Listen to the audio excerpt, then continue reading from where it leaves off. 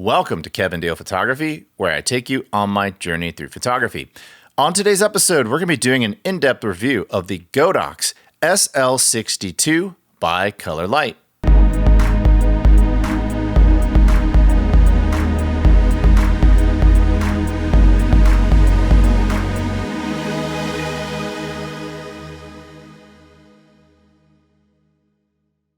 I hope you're enjoying this episode, and if you like my style, I highly encourage you to check out my F11 Photography Podcast.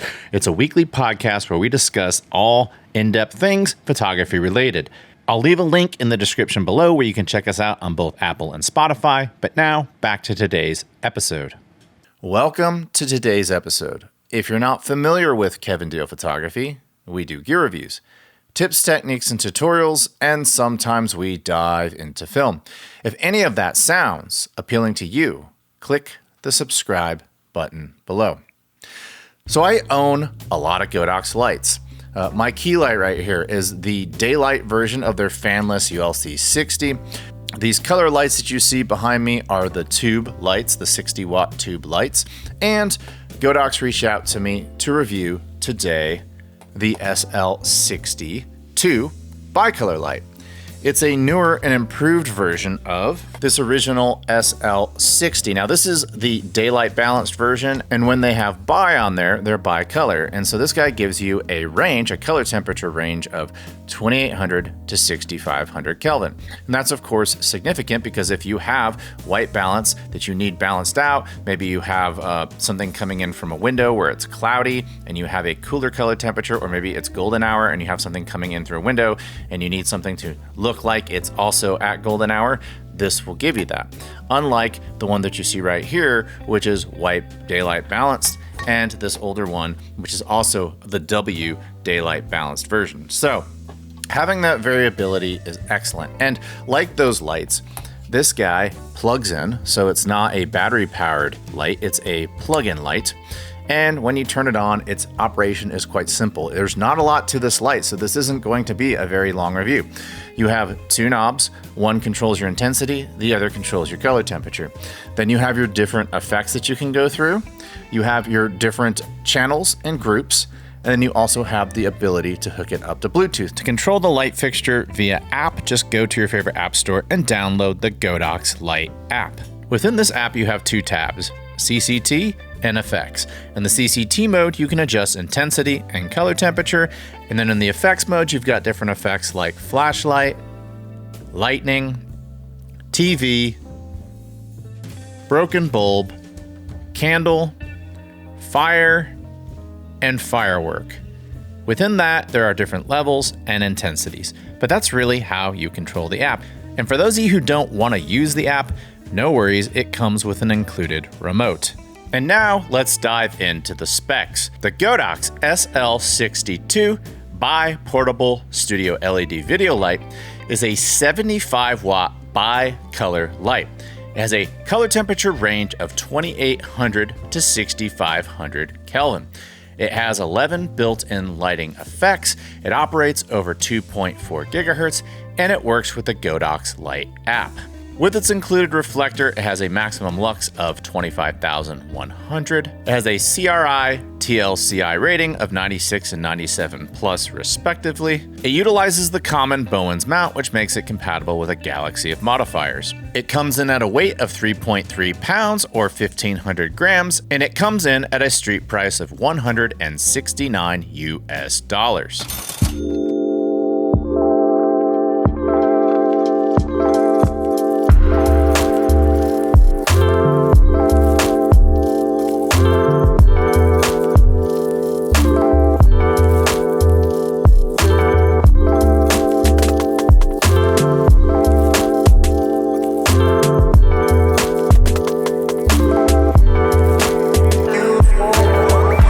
Portrait photographer, while I love to shoot strobes, sometimes it's great to change it up with a continuous light.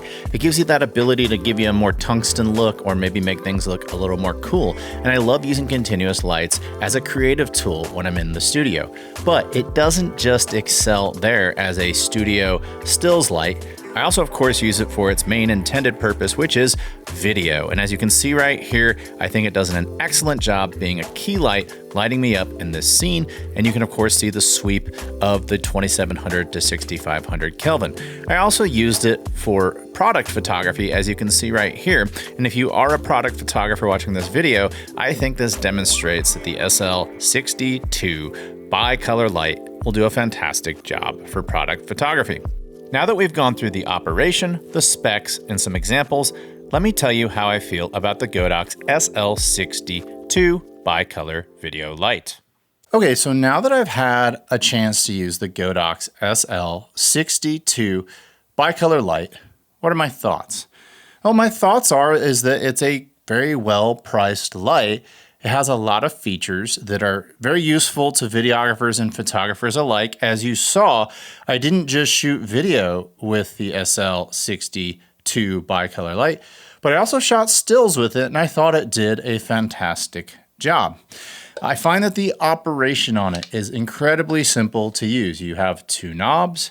There's not even a click on there. It's just two knobs. One does your intensity, one does your color temperature change, and that's really it. And then you have 4 different buttons on here.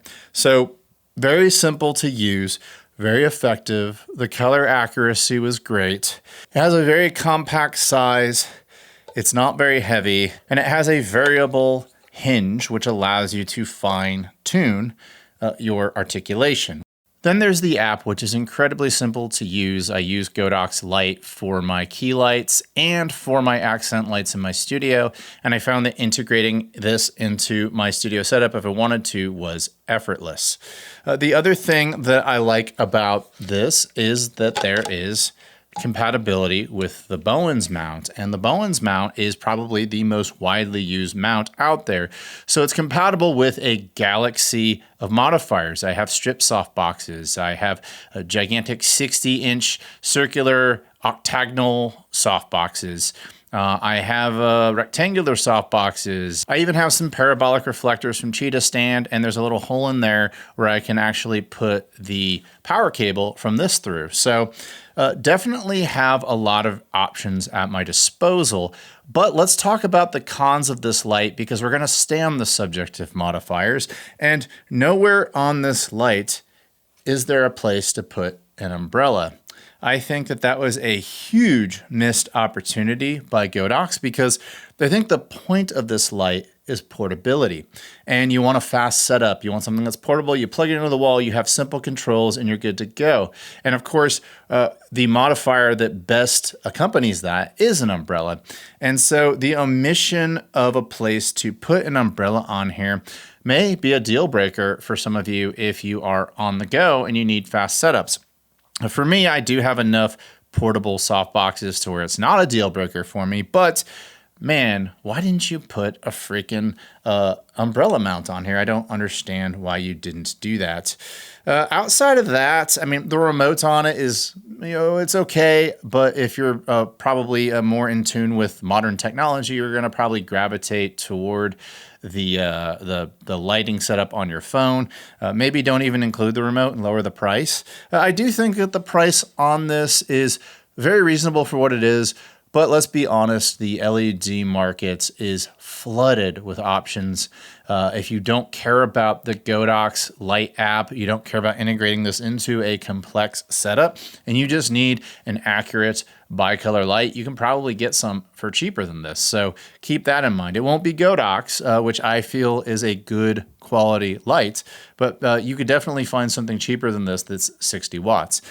Another thing that I personally don't look at as a pro, I look at it as a con, is I actually don't like variable articulation, because I find that if I have a front heavy modifier, it starts to sag, and we don't like sag, right? We want our modifiers to be dialed in. I would have preferred a stepped articulation with teeth on it. Of course, I'm in the minority. Most manufacturers of LED and strobe lights do it this way, but that's a con for me, because I personally would rather dial it in super close to where I want it and have it not move no matter what, because it's got those teeth as opposed to this variable articulation. But that's really it as far as the cons. There's really not that many cons to it. The reflector that came with it was nice. The fact that it has the Bowens compatibility is nice. It got plenty bright. It got plenty accurate.